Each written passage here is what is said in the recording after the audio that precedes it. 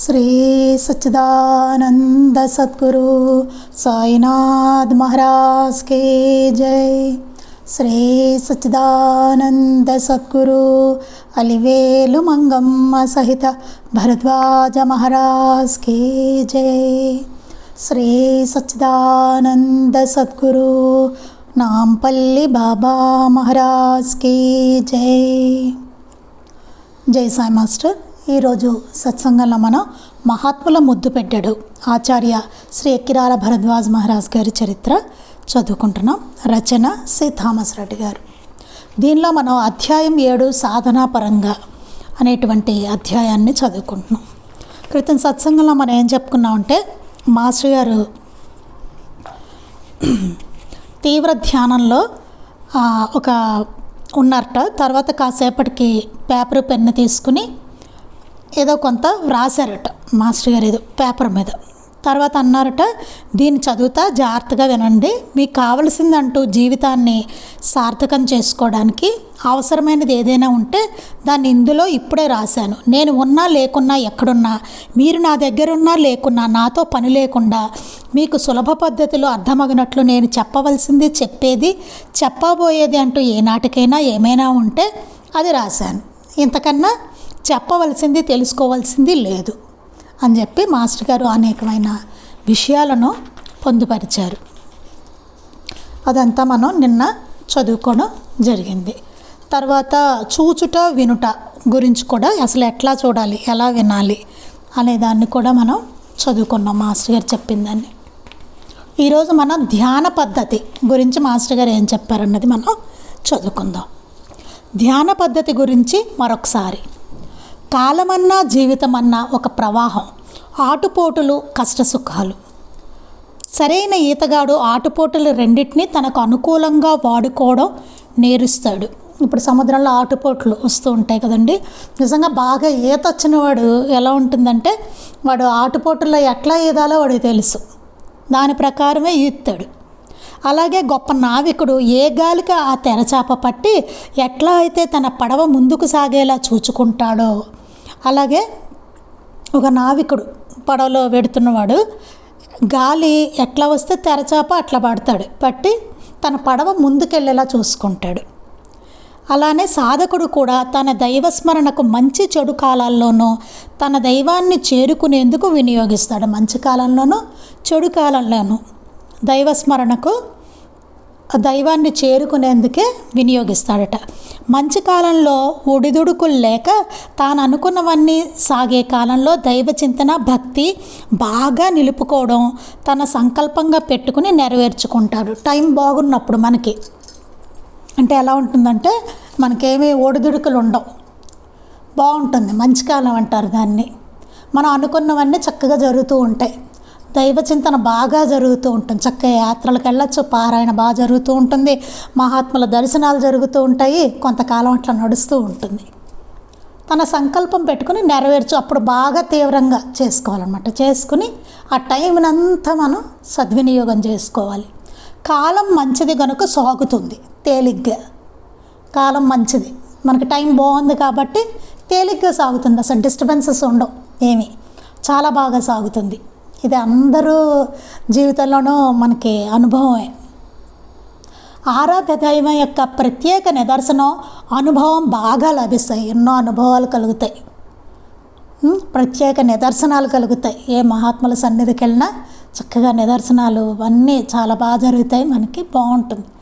చెడు కాలంలో ఏమీ కలిసిరాక ఏ ప్రయత్నం చెయ్యక ఉండాలి కనుక ఏ పనులు సంకల్పించక ధ్యానము దైవంపై ఉంచి ఆ కాలంలో వచ్చిన నిందలన్నిటినీ తనకు సహనము, నిరహంకారము నేర్చుకునేందుకు దైవం కల్పించినవిగా గుర్తించుకుని చెడు కాలంలో తన లేమిని బాధను అనుభవించాల్సిన యోగాన్ని తీవ్ర నిష్ఠా నియమాదులతో నింపి అందరూ ఏడుస్తూ గడిపి నిరర్థకంగా బయటపడే కాలం నుండి ఎంతో గొప్పవాడిగా బయటపడతాడు.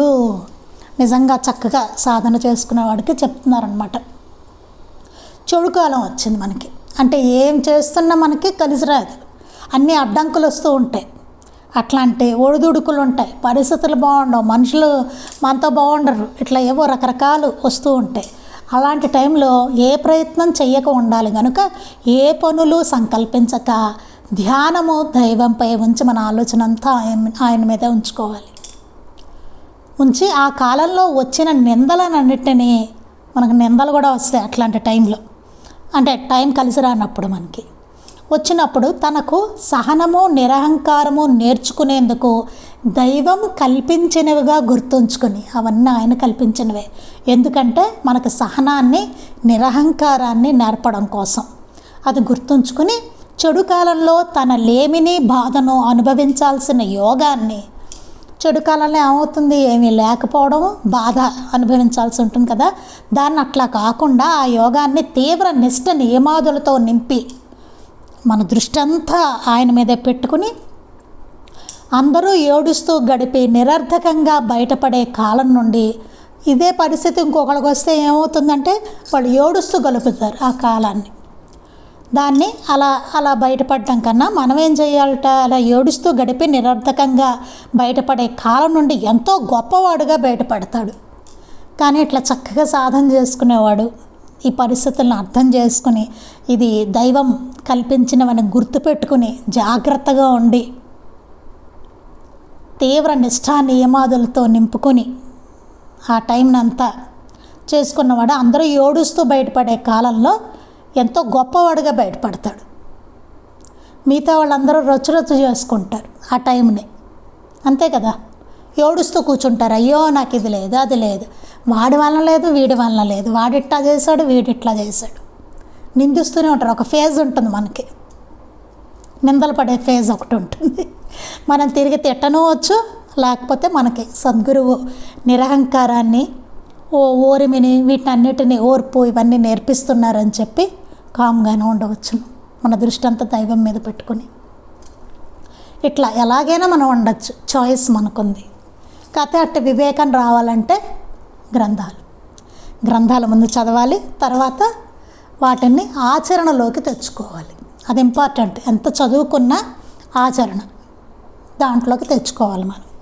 అప్పుడు ఎలా వస్తుంది ఆచరణ అంటే ఆ టైం, అట్లాంటి పరిస్థితి మనకు వస్తే కానీ లేకపోతే అంతే కదా, మనకు ఆ పరిస్థితి రానంతసేపు మనం బాగుంటాం, చాలా గొప్పవాళ్ళం అనుకుంటాం. పరిస్థితి వచ్చినప్పుడే మనకి అది అర్థమవుతుంది, మనకి ఎంత ఉంది అన్నది, మన సత్తా ఏంటన్నది అక్కడే తేలిపోతూ ఉంటుంది. అందుకని ఒక దుంప పాతి మరు సంవత్సరం తవ్వి పిలకలను 10 దుంపలుగా పాతి మళ్ళీ త్రవ్వి ఇలా ఒక పెద్ద చేనుగా తోటగా ఒక్క దుంపతో ఒక క్షేత్రాన్ని రూపొందిస్తాడు.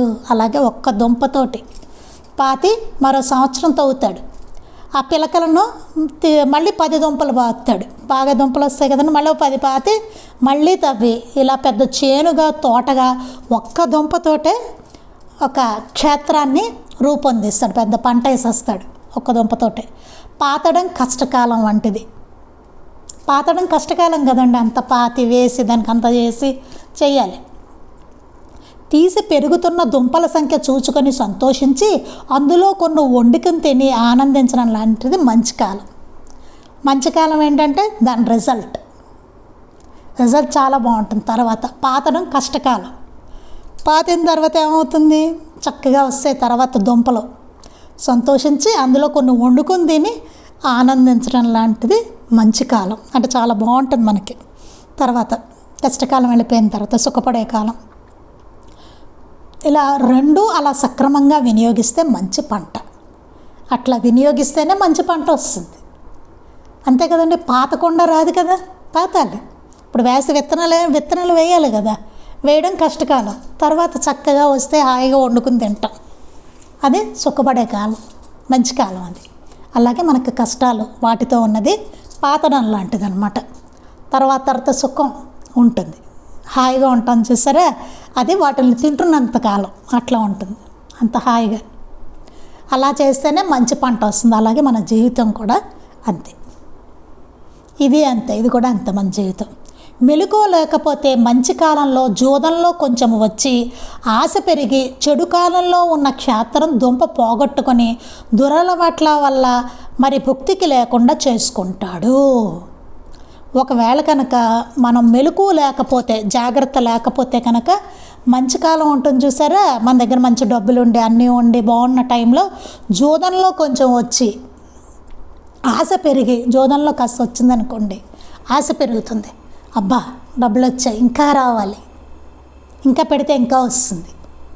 ఇట్లా చెడు కాలంలో ఉన్న క్షేత్రం దుంప పోగొట్టుకొని, ఆ ఉన్న ఒక్క దుంప వేసం చేశారు అది కూడా పోగొట్టుకోవడం లాంటిది.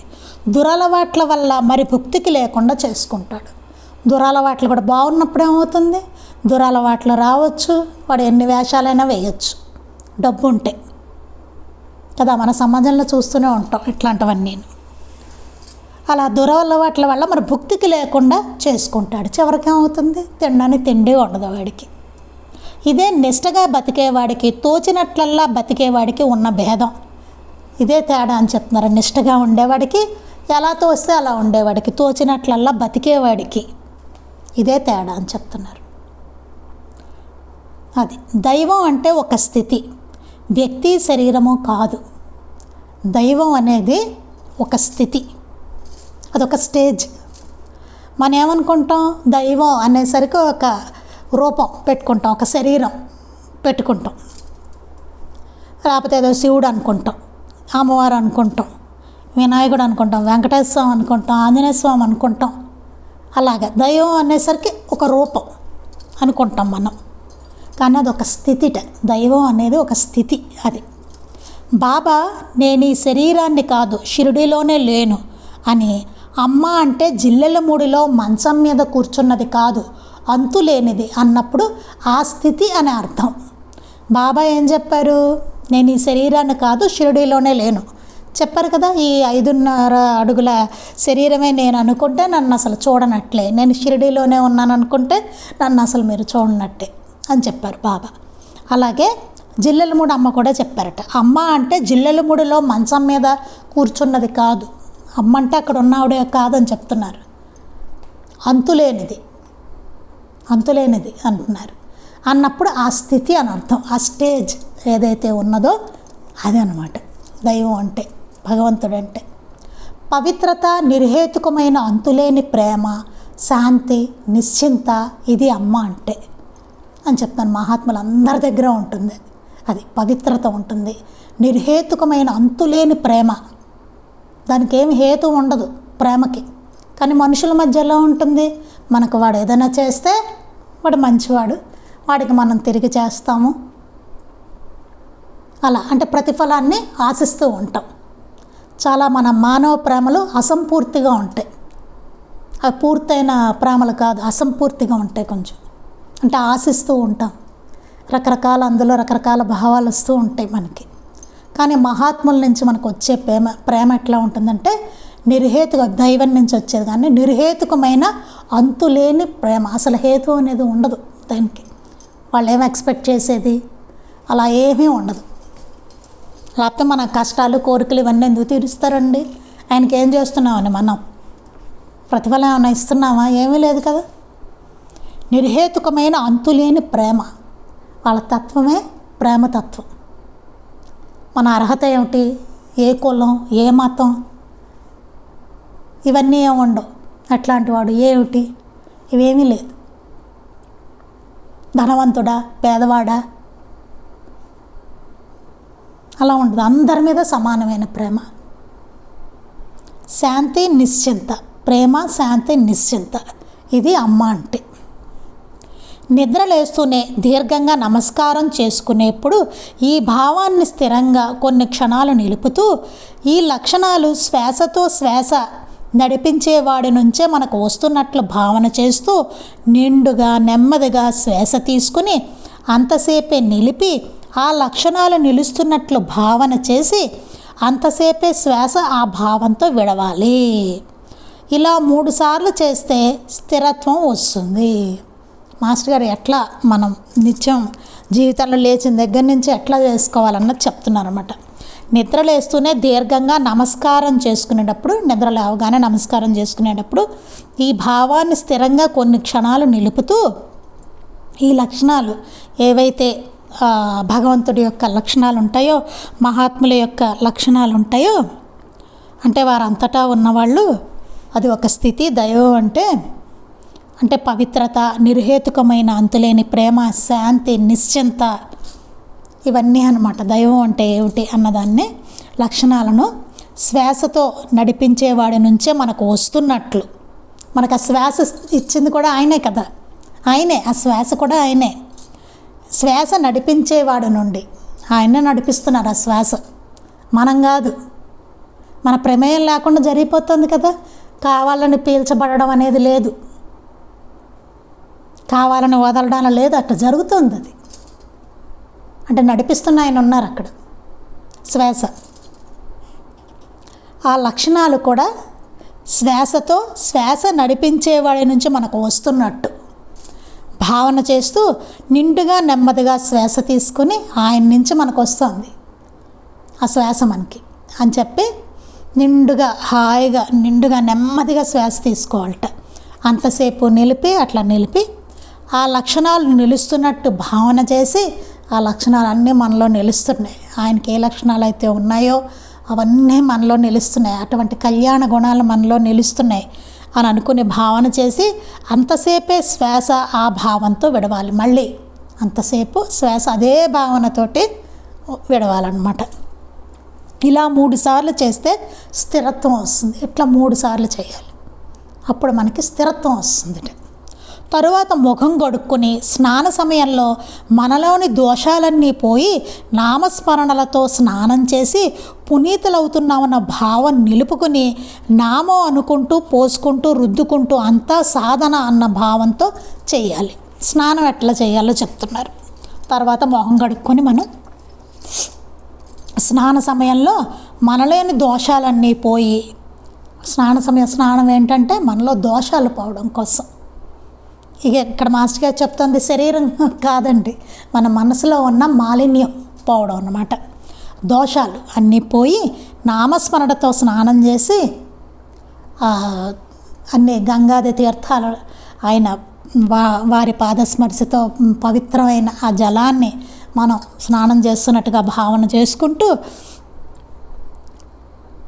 చేసి పునీతులవుతున్నాం భావంతో, ఆ స్మరణతోటి, ఆయన స్మరణతోటి సాయినాథుల వారిని తలుచుకుంటూ అట్లా స్నానం చేసి పునీతులం అవుతున్నాం అన్న భావాన్ని నిలుపుకొని నామం అనుకుంటూ పోసుకుంటూ, మన ఆయన నామాన్ని అనుకోవడం, నీళ్ళు పోసుకోవడం ఒంటి మీద అలాగా రుద్దుకుంటూ నామస్మరణతోటి అంతా సాధన అన్న భావంతో చేయాలి. అదంతా సాధన అనే భావంతో చేయాలట. మనం మొహం కడుక్కోవడం కానీ స్నానం చేయడం కానీ మనం సంసిద్ధం అవుతున్నాం అన్నమాట. ఆయన కోసం మొహం కడుక్కుంటున్నాం అంటే చక్క చెడ్డ మాటలు రాకుండా చక్క క్లీన్గా మంచి మాటలే మాట్లాడాలి, ఆయన గురించే మాట్లాడాలి, మంచే మాట్లాడాలి అనుకుంటూ మొహం కడుక్కోవడం, ఇట్లా స్నానం ఇట్లా చేయడం, ఇవన్నీ అన్నమాట. అట్లానే కాఫీ పాలు నివేదన పెట్టి అన్ని జీవులకు ఆహార రూపమే, అంటే దైవస్వరూపం మనకు ఆ రూపంలో తనను తాను లభ్యం చేసుకుని మనలో శారీరక బలాన్నే కాక దైవం అన్న భావం పెంపొందేలా చెయ్యాలన్న కోరికతో తీసుకోవడమే. మళ్ళీ అట్లానే కాఫీ కానీ పాలు కానీ ఇవన్నీ నివేదన పెట్టాలి. పెట్టి అన్ని జీవులకు ఆహార రూపమే ఆయనే కదండి, అన్ని జీవులకు ఆహార రూపం ఆయనే. అంటే దైవ రూపం మనకు ఆ రూపంలో తనను తాను లభ్యం చేసుకుని, అంటే ఆహారం అనే రూపంలో కూడా భగవంతుడు ఆయన మనకు లభ్యం చేసుకుని మనలో శారీరక బలాన్ని కాక దైవం అన్న భావం పెంపొందేలా చెయ్యాలన్న కోరికతో తీసుకోవడమే. అలాగే ఆహారం తీసుకున్నప్పుడు శారీరక బలాన్నే మనకి కాకుండా దైవం అన్న భావాన్ని కూడా మనలో పెంపొందేలా చేయాలని కోరుకుంటూ దాన్ని తీసుకోవడం అన్నమాట. నివేదన పెట్టిన తర్వాత ప్రసాదంగా దాన్ని తీసుకోవడం. తర్వాత మళ్ళీ నామం, అదే అంతా ఈ అన్నిటి రూపంలో మన రూపంలో ఉండి తనను తాను గుర్తుంచుకున్న స్థితి యొక్క మానవ రూపం మననం చేస్తూ అవసరం వస్తే పెదిమెలు నాలిక ఆడిస్తూ దాన్ని, అంటే మనసులో జరిగే ఉచ్చారణని మనసులో వింటూ మనం చేస్తున్న నామాన్నే మనం మనసులో వింటూ ఉండాలి. ఆ భావం మెదలటాన్ని నిశితంగా గమనిస్తూ ఎంతసేపు వీలవుతే అంతసేపు చేయడం, ఎంత వీలైతే అంత చేయమంటాను నామం. సరిగ్గా ఇది కుదరగానే నిలుపుట సులభమవుతుంది. అది కుదిరిందంటే మాత్రం నిలపడం అనేది చాలా సులభం అయిపోతుంటాయి, ఇంకా చాలు అనిపించదు. భారంగా అనిపించదు. నేను నామం చేస్తున్నానని కానీ భారంగా మనకు అనిపించదు. ఇంకా చాలే అని కూడా అనిపించదు. అంటే మనకి నిలిచిందనమాట భావన, మనలో నిలిస్తే బాగుంటుంది, కష్టంగా ఉండదు, ఇష్టంగా ఉంటుంది, హాయిగా జరిగిపోతూ ఉంటుంది, మనకు లోపల జరిగిపోతూ ఉంటుంది. మనం పని చేసుకుంటూ ఉంటాం, ఎవరైనా వస్తే మాట్లాడతాం, కానీ లోపల మాత్రం జరిగిపోతూ ఉంటుందన్నమాట. భోజనం ప్రతి ముద్ద నివేదనతో తీసుకోవడం. భోజనం చేస్తున్నప్పుడు ఆయనకి నివేదించుకొని ఆయన ప్రసాదంగా మనం తీసుకోవడం. నివేదన వివరంగా మనస్ఫూర్తిగా పెట్టాలి, యాంత్రికంగా కాకుండా. భగవంతుడికి నివేదన పెడుతున్నప్పుడు, బాబాకి మనం నివేదన పెడుతున్నప్పుడు మనస్ఫూర్తిగా పెట్టాలట ఆయనకి. అంటే ఆయన అక్కడుండి ఇలా నివేదన మనం పెడుతున్నప్పుడు తీసుకుంటుంటే ఎట్లా ఉంటుంది, అలాగా ఆయనే అక్కడ కూర్చుంటే మనం ఎట్లా పెడతాము అదే భావనతోటి మనస్ఫూర్తిగా నాయన స్వీకరించు అని మనస్ఫూర్తిగా, భక్తిగా, శ్రద్ధగా ఆయనకి పెట్టాలి, యాంత్రికంగా కాకుండా. మామూలుగా పూజల్లో ఏం జరుగుతుంది, యాంత్రికంగా పెడతాం, అవునా? యాంత్రికంగా జరిగిపోతూ ఉంటుంది. ఎట్లా తిప్పేసి చేయి చూపించేసి 4 నీళ్లు జల్లేసి దాని మీద కదా, అట్లా కాదు. భావన చక్కగా చేసుకోవాలి ఆయన కోసం. ఆయన అక్కడ కూర్చుంటే ఎట్లా పెడతాము, ఎంత ప్రేమగా, ఎంత భక్తిగా, ఎంత శ్రద్ధగా, ఎంత జాగ్రత్తగా, ఇదంతా అట్లా పెట్టాలి మనస్ఫూర్తిగా, యాంత్రికంగా పెట్టకూడదు. అది తర్వాత భగవద్గీతలో అంటే జనరల్గా ఏం జరుగుతుంది, మంత్రం చదవడం మీద ఉంటుంది, మిగతాది భావన చేయం. కానీ ఇక్కడ భావన చాలా ముఖ్యం మంత్రం కన్నా. అది గుర్తుపెట్టుకోవాలి. మనసులో ఎంత భావన చేస్తాం అన్నది చాలా ఇంపార్టెంట్. కానీ మనం బయట ఏం చూస్తూ ఉంటాం మామూలుగా, అంటే మనం కూడా చేసేది మంత్రం చదివేయడం, చేయి చూపించేసేయడం యాంత్రికంగా జరుగుతుంది కదా. కాసేపైనా ఆయన నిజంగా తింటే, మామూలుగా ఆయన తింటుంటే ఎంతసేపు ఉంచుతాం మనం అక్కడ. ఇది అమ్మగారి దగ్గర ఉంటుందండి, చాలా అద్భుతం. మేము అందరం చూసి నేర్చుకున్నాం అమ్మగారి దగ్గర. టిఫిన్ పెట్టిన నివేదన, లేకపోతే మధ్యాహ్నం భోజనం నివేదన పెడుతున్నా, సాయంత్రం అయినా పెట్టిన తర్వాత కాసేపు అట్లా ఉంచుతారు, 10 నిమిషాలు, పావు గంట అట్లా టైం ఉంటుంది. టిఫిన్కి ఒక టైము, మధ్యాహ్నం భోజనానికి ఒక టైము, కాఫీకి ఇంత టైము అట్లా ఉంటుందన్నమాట. కాఫీ నివేదనకి ఎంత టైము అట్లా ఉంచుతారు. అంతసేపు వారు తీసుకుంటున్నారని భావన చేసుకోవాలి, వారు తీసుకుంటున్నారు అక్కడ. తర్వాత మనం దాన్ని ప్రసాదంగా తీసుకోవడం. అది నేను ఎక్కడా చూడలేదు, అలాగే అమ్మగారి దగ్గరే చూశాను. మేము కూడా అలవాటు చేసుకుంటున్నాం అట్లా కాసేపు అట్లా ఉంచడం. నివేదన పెట్టాక గబగబా చదివేసి, మంత్రం చదివేసి పెట్టేసి, చేతులు ఊపేసి కాదు, చక్కటి భావన. ఆయన తీసుకుంటుంటే ప్లేట్ లాగేం కదా, పక్కకి మూత పెట్టేయం కదా మనం. అట్లా చాలా జాగ్రత్తగా. అదేంటంటే అమ్మగారి సన్నిధిలో మనం చూస్తూ ఉంటే అర్థమవుతుంది ఏది ఎందుకు ఎట్లా చేయాలి, ఏంటి దాంట్లో ఉన్నది అన్నది నెమ్మదిగా మనం ఆలోచించుకుంటుంటే అర్థమవుతూ ఉంటాయి అవన్నీ. అది అందుకని యాంత్రికంగా కాకుండా చక్కగా మనస్ఫూర్తిగా పెట్టాలి. తర్వాత అది మనం ఆ నివేదించిన దాన్ని వారి ప్రసాదంగా మనం తీసుకోవాలి. తరువాత భగవద్గీతలో కొన్ని శ్లోకాలు మనకు అన్వయించుకుంటూ చదవడం. తర్వాత భగవద్గీతలోని కొన్ని శ్లోకాలు మనకు అన్వయించుకుంటూ చదవమంటున్నారు. అంటే మనం ఎట్లా ఉంటున్నాం, ఎట్లా చేయమంటున్నారు, ఏం చేయాలి, అలా మనం ఉన్నామా లేదా, అట్లా చేస్తున్నామా లేదా చదవాలి. 25 తక్కువ లేకుండా, చిన్న అధ్యాయం అయితే రోజుకొక అధ్యాయం, 25 అయినా విసుగు అనిపించకపోతే ఇంకా చదవడమే చెప్తున్నారు. చదివేదాన్ని 25 తక్కువ లేకుండా, చిన్న అధ్యాయం అయితే రోజుకొక అధ్యాయం చదవమంటున్నారు. 25 అయినా చదవాలట. విసుగు అనిపించకపోతే ఇంకా చదవడం. విసుగు లేదనుకో, ఒక్కొక్కసారి వెళ్ళిపోతూ ఉంటుంది ఫ్లో, మనకి చక్కగా బాగుంటుంది చదువుతుంటే. అలాంటప్పుడు ఇంకా చదవండి అంటున్నారు. అయితే ఒక శ్లోకానికి దానికి వెనుక ముందు ఉన్న శ్లోకాల వరుస సంబంధము పూర్తిగా అర్థం చేసుకుంటూ అది గుర్తు రాసుకుంటూ నేను చెప్పే వాటిని గుర్తు రాసుకుంటూ చదవాలి. అది చదివేటప్పుడు ఎట్లా అంటున్నారు మాస్టర్ గారు, పై శ్లోకానికి తర్వాత దాని వెనక శ్లోకానికి ఈ ముందు శ్లోకాలకి వరుస కంటిన్యూషన్ ఉంటుంది కదా శ్లోకాలకి, అట్లా వరుస సంబంధం దానికి ఉన్న సంబంధాన్ని పూర్తిగా అర్థం చేసుకుంటూ చదవాలి. అది గుర్తు రాసుకుంటూ ఉండాలన్నమాట. అది మాస్టర్ గారు చెప్పేదాన్ని కూడా రాసుకుంటూ అలా చదువుకోవాలి అని చెప్తున్నారు. అది విసుగు పుడితే ఒక భక్తుడి చరిత్ర లేక శ్రీరామకృష్ణ బోధామృతం లాంటి పుస్తకాల్లోని కొన్ని సంఘటనలు మనసుకు హత్తుకునేలా మనకు అన్వయించుకుంటూ చదవడం. సరే, భగవద్గీత ఒకవేళ విసుగు పుట్టింది అనుకోండి, అప్పుడు ఏం చేయమంటున్నారు అంటే మార్చుకోవడం అంతే, అంతకన్నా ఏం లేదు. ఒకదాని నుంచి ఒకదానికి మార్పు అంతే. అప్పుడు ఒక భక్తుడి చరిత్ర కానీ లేక రామకృష్ణ బోధామృతం కానీ ఏదో ఒక సద్గ్రంథం మనం తీసుకొని కొన్ని సంఘటనలు మనసుకు హత్తుకునేలాగా మనకు అన్వయించుకుంటూ చదవాలట. మనసుకు హత్తుకునేలా చదవాలి. మన లోపాలను సరిదిద్దుకోవలసిన విషయాలను మనసులో సేకరించుకుంటూ చదవాలి.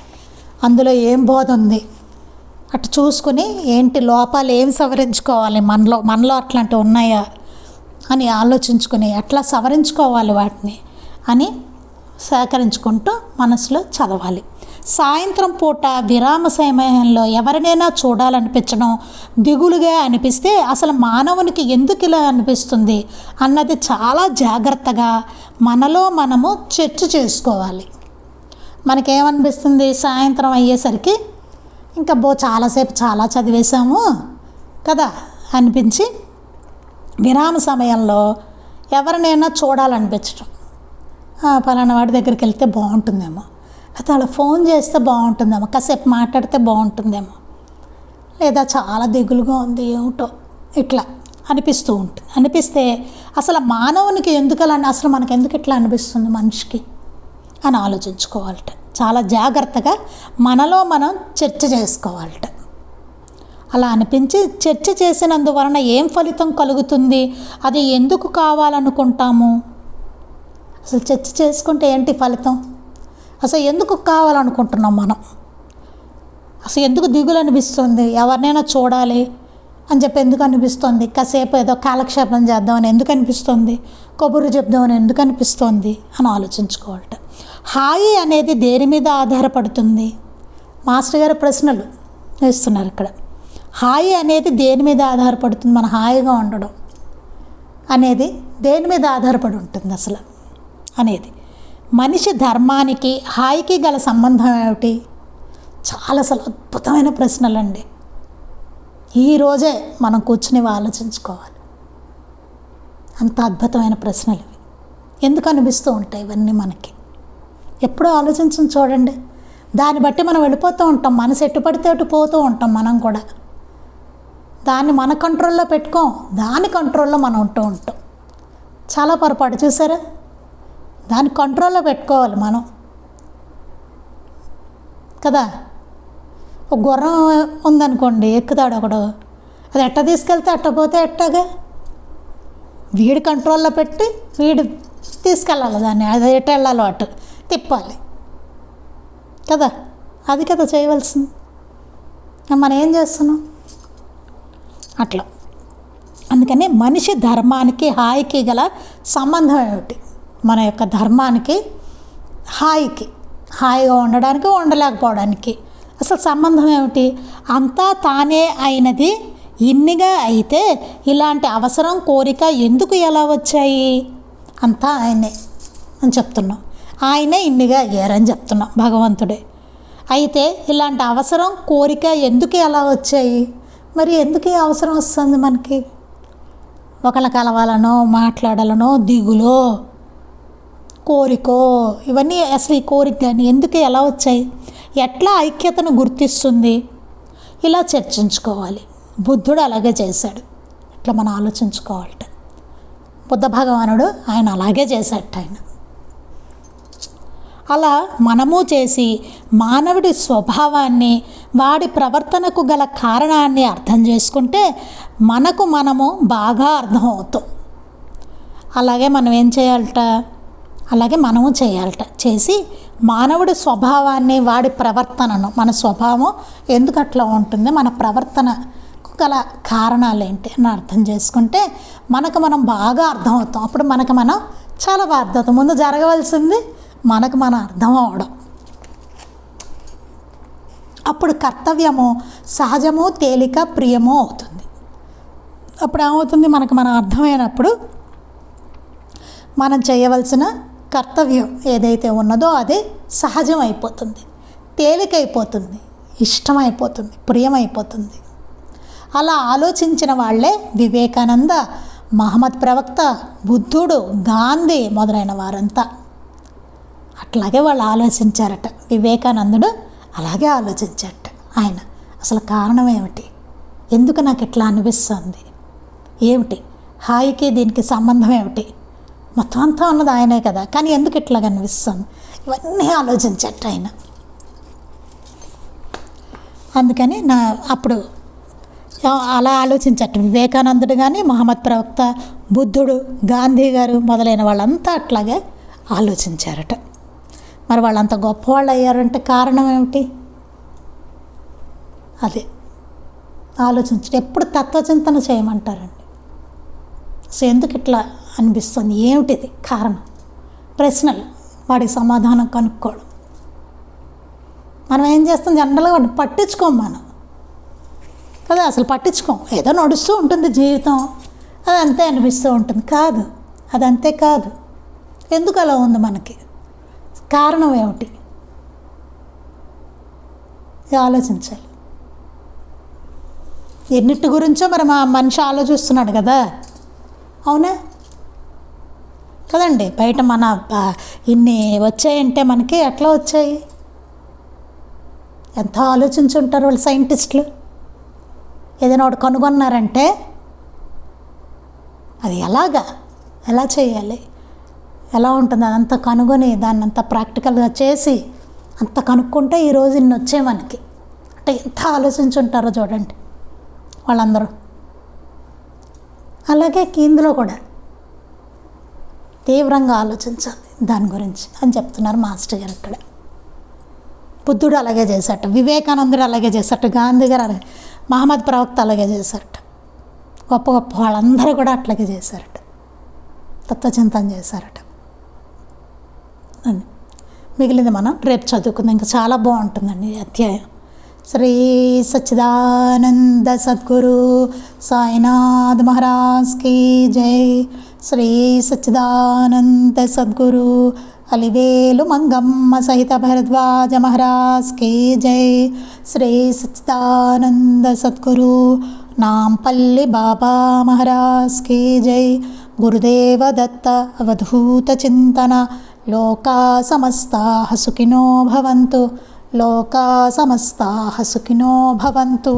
లోకా సమస్తాః సుఖినో భవంతు. జై సాయి మాస్టర్.